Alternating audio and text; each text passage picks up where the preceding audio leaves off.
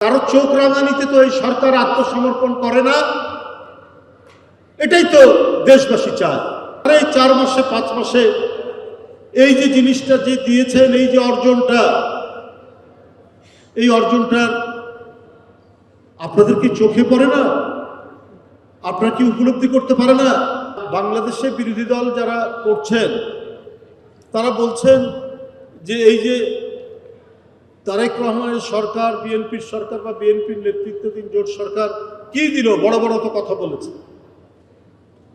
আমি বলি কি দেয়নি সেটা একটু আপনারা বলুন তো, বা কি দিয়েছে সেটা একটু বলুন তো।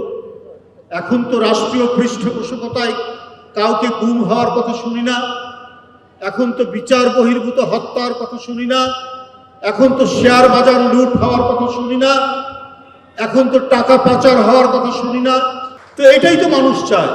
এই 3-4 মাসে চালের দাম 1 টাকাও বৃদ্ধি পায়নি, পেঁয়াজ রসুন আদার দাম 1 টাকাও বৃদ্ধি পায়নি। আপনাদেরকে আলো বলে রাখি, পাট, এই পাট কখনো কখনো কৃষক উৎপাদন করে ন্যায্য মূল্য না পেয়ে পাট দিয়েই নিজের গলার দড়ি তারা তৈরি করেছেন, ফাঁসির দড়ি তৈরি করেছেন। এই রাজশাহী এলাকায় গত বছর পাটের মন ছিল 3000 থেকে 3500, এইবার হয়েছে সেটা 4000 থেকে 4500, এবং পাট চাষিদের মুখে হাসি, তারা এবার অত্যন্ত আনন্দিত। এটাই তো তারেক রহমানের আমল, এটাই তো প্রতিশ্রুতি তার। আপনারা বলছেন আধিপত্যবাদের কাছে মাথা নত করিনি বলে আমাদেরকে জিততে দেওয়া হয়নি, তাই নাকি? আপনারা কবে জিতার মতো একটি দল ছিলেন আমাকে বলুন। বিএনপির সাথে জোট করলে পরে পান 18টা, আর জোট না করলে পান 3টা। এটাই আমরা দেখেছি। মানুষ কখনো ডাবল স্ট্যান্ডার্ড এবং দুই মুখ সাপকে কখনো পছন্দ করে না। যে সংস্কৃতি আপনারা তৈরি করেছেন 5ই আগস্টের পর থেকে, এটার খেসারত কিন্তু আপনাদেরকে দিতে হবে। আর এই ছোট বাচ্চাদেরকে উস্কানি দিয়েন না। আমি যারা বিভিন্ন এলাকায় যাচ্ছেন অশ্রাব্য কুশ্রাব্য কথা বলছেন, রাজনীতি করেন, বিরোধী রাজনীতি করবেন, আপনি তীক্ষ্ণ তীব্র সমালোচনা করবেন, কঠোর সমালোচনা করবেন সরকারের নীতির, সরকারের পদক্ষেপে, কিন্তু ব্যক্তিগত নোংরা আক্রমণ করবেন কেন?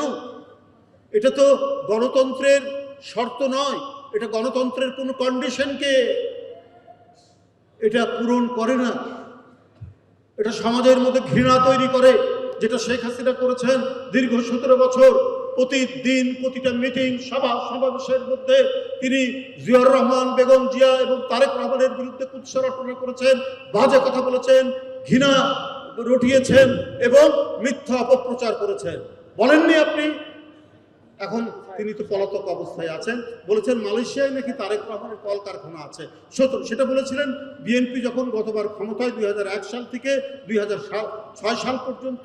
সেই সময় প্রতিনিয়ত এই কথাগুলো বলতেন, কিন্তু 17 বছর ক্ষমতায় থাকার পর মালয়েশিয়ার কোন জেলায়, কোন স্থানে, কোথায় তারেক রহমানের কোন জায়গায় মিল ছিল, কারখানা ছিল, একটা ঠিকানার কথা আপনি দেখাতে পারলেন না বাংলাদেশের জনগণকে, বাংলাদেশের কাছে সেটা উপস্থাপন করতে পারলেন না।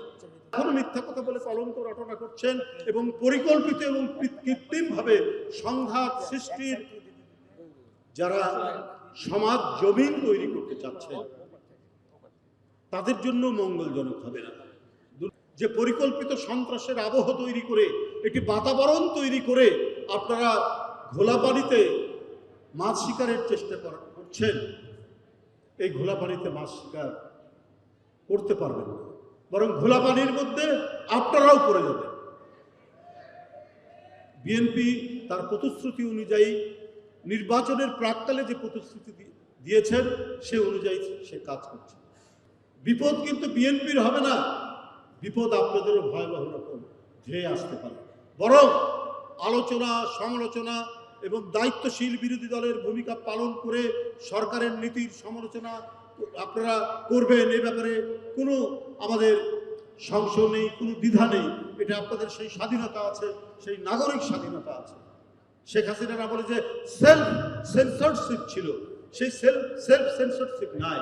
কিন্তু একজন মানুষের নামে একেবারে মিথ্যা কথা বলে, বাজে কথা বলে তার বিরুদ্ধে চরিত্র হরণ করা, কলঙ্ক লেপন করা, এইটা করবেন।